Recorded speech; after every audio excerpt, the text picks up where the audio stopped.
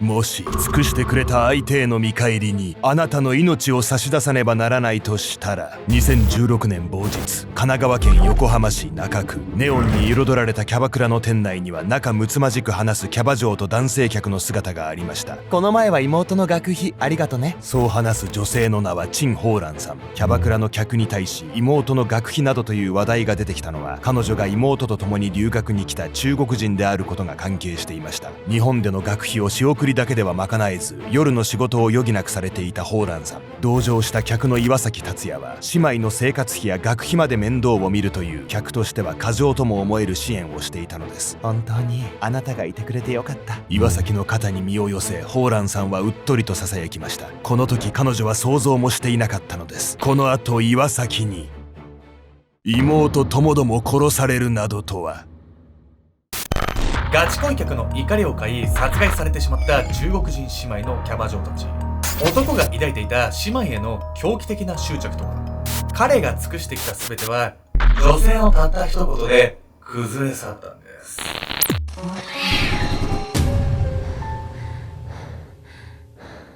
おさつけんちゃんです。やみやみこです。やみこさん、僕ね、世界遺産検定を受けようかと思います。おお、何その検定、世界遺産にまつわる知識を試すようなテストなんですけど、めっちゃ旅行好きじゃないですか。で、旅行行ったら世界遺産はまあ見たいんですよ。で、その時に、もっと背景知識知ったら楽しめるなっていつも思うんですよね。そうね。直前に調べてはいるんですけど、もっとちゃんと世界史とか勉強してたら、これがあれと繋がってて、みたいな。もっとこう立体的にそういう捉え方をして、人生豊かになるんじゃないかなと思って。だから別に仕事とは全く関係ないですよ。プライベートの時間充実させるために、ちょっと仕事と全く繋がりないけども、教養としても勉強しようかなと思って。なんかその検定って1級2級とかあるわけ？あります。3級は数週間ぐらいで、2級は多分数ヶ月勉強して取れるみたいで、1級はもうゲロむずらしい。どういうこと？で、なんとかマイスターみたいなのも、なんか日本で何人かみんな。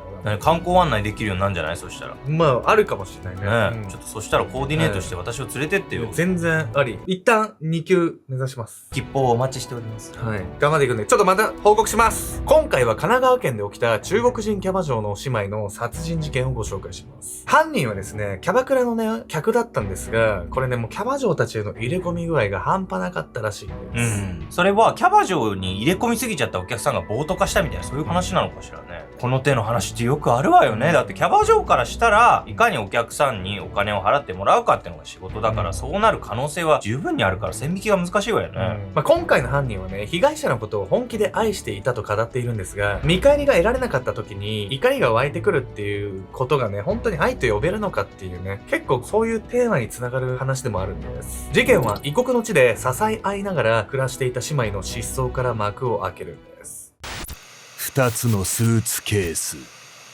2017年7月7日、神奈川県横浜市中区、とあるマンションの管理会社に1本の連絡が入りました。お宅のマンションに住んでいる友人と連絡が取れないんです。女性の言う友人とは、そのマンションで暮らす中国人姉妹、陳宝蘭さんと妹の陳宝珍さんのこと。数年前に留学生として来日した姉妹は、それぞれ専門学校に通い、異国の地で学業に励んでいました。宝蘭さんと宝珍さんは普段から SNS を頻繁に更新し、友人や家族ともこまめに連絡を取っていたのですが、この前日から何の音沙汰もない状態に。異変を感じた友人は姉妹のマンションを訪れますが、部屋には鍵がかかっており、呼び出しにも応答がなかったため、管理会社へ連絡してきたのです。話を聞いた管理会社はこの友人と警察を伴い姉妹の部屋へ。すると部屋はもぬけの殻でしたが、一見して変わった様子はありません。ただそこで友人は、姉妹が単に外出しているだけとは到底思えない証拠を見つけます。あの子たちお金を置いてってます。そう言って友人が手に取ったのは、多額の現金が入った姉妹の財布。キャッシュレス決済が今ほど普及していない当時として、現金を持たずに長時間外出するとは考えにくかったのです。これは誰かが部屋に来て姉妹を連れ去ったってこと？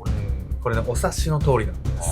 監視カメラ映像をね、確認すると、明らかに不審な男が映っていたんです。警察は姉妹が犯罪に巻き込まれた可能性を踏まえ、マンションの防犯カメラ映像を解析。すると2日前に一人の男が姉妹の部屋に入っていく様子が映っていたのです。帽子とマスクで顔を隠したその男は部屋を何度も出入りし、大型のスーツケースを2つ運び出しました。そして男は用心深く顔を隠していたものの、部屋を出るまでの一瞬、油断したのか素顔がはっきりとカメラに映ります。その顔は赤く腫れており、誰かと争った後のように見えました。この映像をもとに警察は容疑者として当時39歳の岩崎達也を特定。3日後の7月10日、彼は監禁・住居侵入容疑で逮捕されたのです。また岩崎の車の GPS 記録を追跡すると、彼はマンションを出た後、神奈川県西部の山間部に向かっていました。岩崎が向かったその場所には、彼が運び出していた2つのスーツケースが、異様な重さのそのスーツケースに入っていたのは、布団圧縮袋に詰められた姉妹の遺体でした。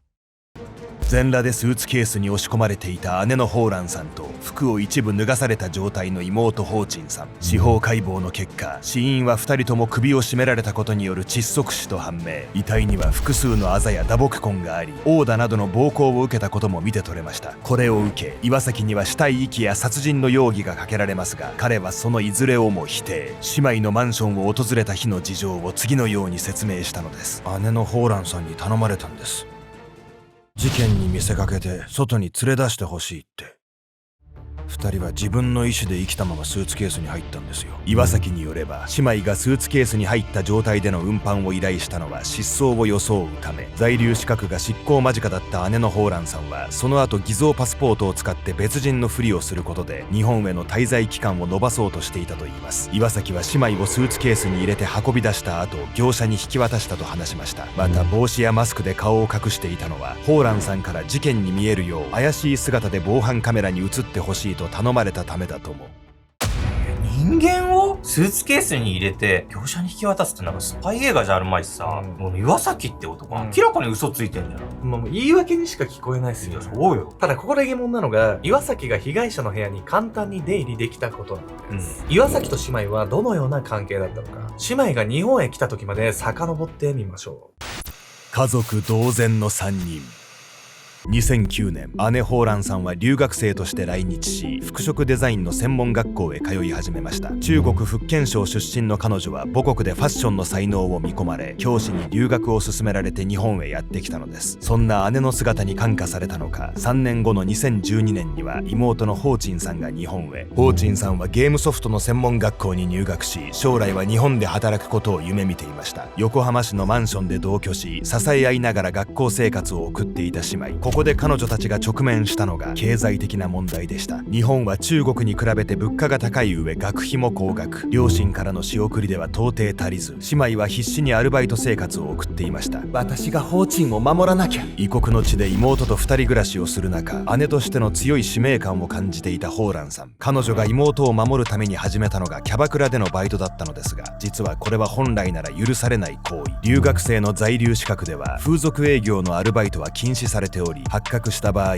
在留資格の取り消しや強制送還の可能性もあります。ホーランさんは妹との生活のため、その禁じ手を選んだのです。そしてキャバクラのバイトを始めてすぐ、ホーランさんは店でも一線を画す人気キャバ嬢に。流暢な日本語と明るい性格の彼女は日本人の好みによく合っていたのでしょう。妹のホーチンさんも時折店に顔を出しては姉のバイトを手伝っていました。2人は姉妹揃って美人でスタイルが良く、中国人の美人姉妹として夜の街で知られる存在となっていったのです。そこへ客としてやってきたのが30代半ばの男性、岩崎でした。姉のホーランさんを気に入った岩崎は常連になり、彼女を指名しては数百万円を散財するいわゆる乗客となっていきます。そしてホーランさんへ入れ込むうち、岩崎は彼女と交際関係に。自分に妻と子供がいるにもかかわらず、妻子のいる身でキャバ嬢に数百万円をつぎ込み、挙句不倫にまで手を出してしまった岩崎。彼とホーランさんの関係はここからさらに深い泥沼へとはまっていくのです。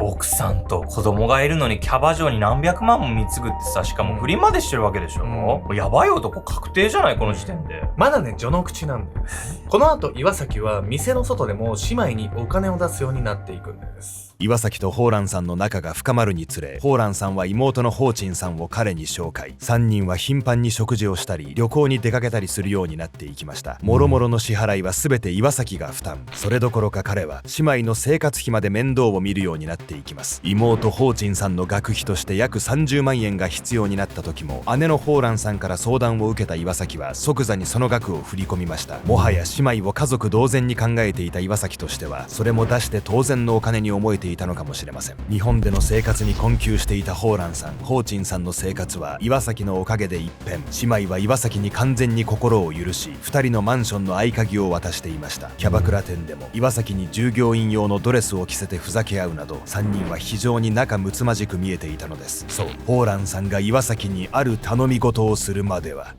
合鍵を渡すほどの仲だったから岩崎はさ、姉妹の部屋に入れたわけよね。本人たちはいいのかもしれないけど、ここまでの額になってくるとさ、恋人っていうのもパパ活みたいな感じになってるわよ。そこなんですよ。そしてホーランさんがこの後ね、ある頼み事をね、岩崎にしたことによって、岩崎はそこに愛がなかったと悟るんです。彼はね、ホーランさんに失踪をね、偽装するように頼まれていたと語ってたんですけど、本当はどうだったんでしょうか。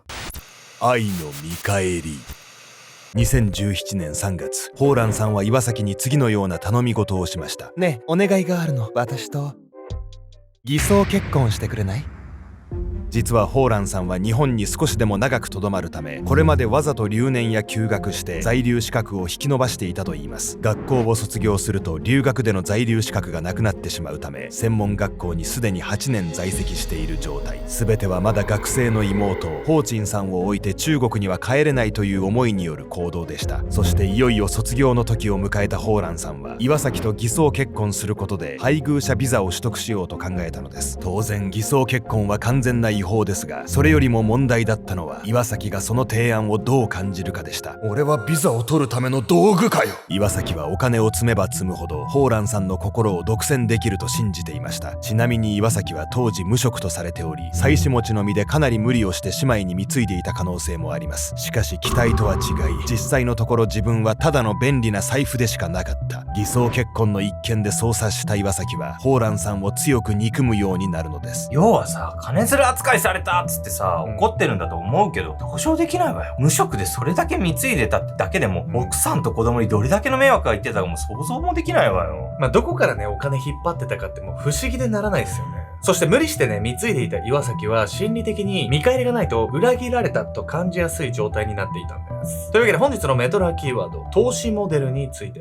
投資モデルとはアメリカの心理学者キャリル・ラズバルトが提唱した理論で、人間関係を満足度、他の選択肢の質、投資量の3要素で分析するもの。この理論では、たとえ満足度が低くてもお金や時間を投資した量が多く他に選択肢がない場合、人はその関係から抜け出しにくくなるとされています。要するにかけたコストの大きさに伴い、相手への執着や関係を断つ際の喪失感が大きくなるのです。岩崎はホーランさんに数百万円もの大金を使い、妹ホーチンさんの学費まで負担していました。これだけ与えたのだから姉妹は自分を好きになって当然。投資モデルの理論を考えれば、そうやって2人に見返りを求める気持ちが生まれていた可能性は大いにあります。そしてホーランさんからもたらされた偽装結婚の提案は、岩崎の投資への裏切り、費やしたお金や時間の全てが無駄になってしまった怒りから、岩崎は激しい殺意を覚えたと考えられるのです。事件直前の2017年6月中旬、ホーランさんとホーチンさんは岩崎に何も告げず、知人と大阪旅行へ出かけました。2人は旅先で撮った楽しげな写真の数々を SNS に投稿。この一件は岩崎の怒りにさらに拍車をかけたのです。旅行？俺の金だぞ！知らせもせずに何だと思ってやがんだ！もはや岩崎は湧き上がる殺意に歯止めが効かなくなっていました。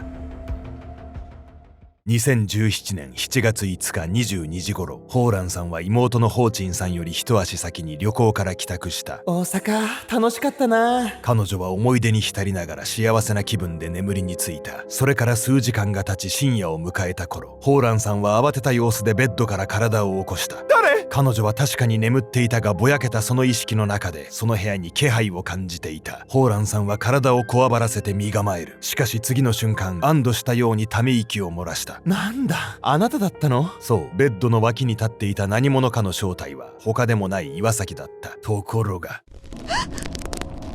ホーランさんが完全に油断し、体から力を抜いたそのタイミングで岩崎は間髪入れずに彼女の首を締め付けた。ホーランさんは必死に抵抗するが、岩崎はその度に殴打を加え逃れることを許さない。しばしもがき苦しんだ後、ホーランさんはついに動かなくなってしまった。やっと死んだか。岩崎はそうつぶやくと、そのまま室内に身を潜ませた。じきに帰宅する。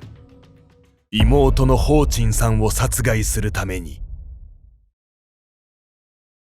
明け方、何も知らずに帰宅した妹のホーチンさんは姉のホーランさんと同様の手口で殺害されてしまいました。姉妹2人の首をおよそ5分間絞め続けたという岩崎。これまで散々尽くしてくれた男が豹変し殺意を向けてくるその時間は2人にとって永遠にも感じる苦しみだったことでしょう。姉妹を殺害した後、岩崎は遺体を布団圧縮袋でパッキングし、それぞれスーツケースに詰め込みました。そして車に乗せ、神奈川県秦野市の山道へ向かうと、道路脇の斜面にその遺体を投げ捨てたのです。岩崎のスマホの検索履歴には遺体腐敗、土葬などの言葉が残っており、事前に遺体の処理方法を調べていたことが見て取れました。布団圧縮袋やブルーシートなどもあらかじめ購入されており、計画性の高い犯行であることが伺えたのです。また最初に説明したように、岩崎は取り調べにおいてホーランさんから失踪を偽装するよう頼まれたと話していましたが、その話は完全な嘘。自らの犯行を認めない岩崎は裁判でも同じ説明を繰り返し、無罪を主張したのです。姉だけじゃなく妹まで殺すなんてさ、可愛さもあって憎さ100倍じゃないこいつ。姉妹2人を殺害したことについては相当な重罪に感じられるんですが、この後の裁判で信じられない判決が下ったんです。2018年7月3日、殺人、死体遺棄などで有罪となった岩崎に下された判決は懲役23年。検察は死刑を求刑しましたが、犯行に凶器が使われておらず、特別に残虐とは言えないという理由で減刑となったのです。一方で検察は判決を不服とし控訴。2021年、最終的に岩崎は無期懲役の判決となりました。岩崎は最後まで事件の詳細を語らず、遺族や被害者への謝罪もしていません。来日した父親は葬儀で泣き崩れ、次のように語っています。可愛い娘たちを勉強のために日本へ送り出したのに後悔してもしきれません。長い裁判の末に法的な決着はついたものの、愛する娘たちを奪われた遺族の悲しみが癒えることはないのです。自分は本気で愛されていない、その事実を突きつけられた瞬間、ホーランさんへの愛情を憎しみへと変貌させた岩崎。恋愛において行き過ぎた援助は上下関係や自分に従うべきだという権利意識を生みかねません。相手を下に見ているようなその関係を果たして真に愛と呼べるでしょうか。とはいえ、見返りを求めない無償の愛が必ずしも正しいとは限らず、要はバランスの問題にも思えます。好きな相手にお金や時間を費やした際、あなたには見返りを求める気持ちがありますか？健全な関係とは何をもって健全と言えるのでしょうか。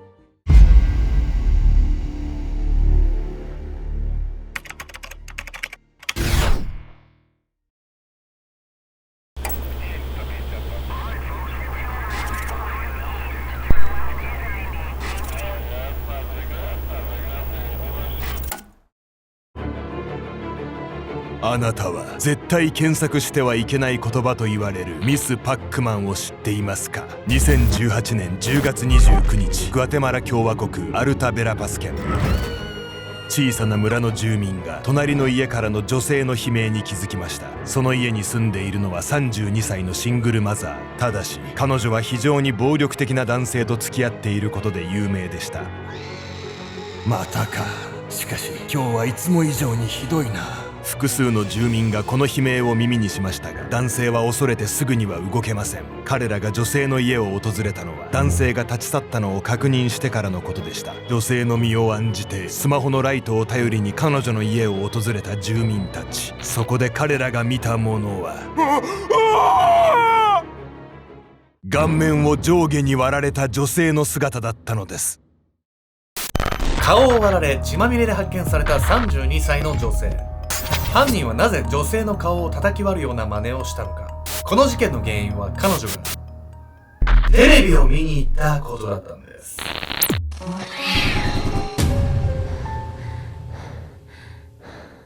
この動画の続きはオンラインサロン秘密結社アルゴメトリーでご視聴ください。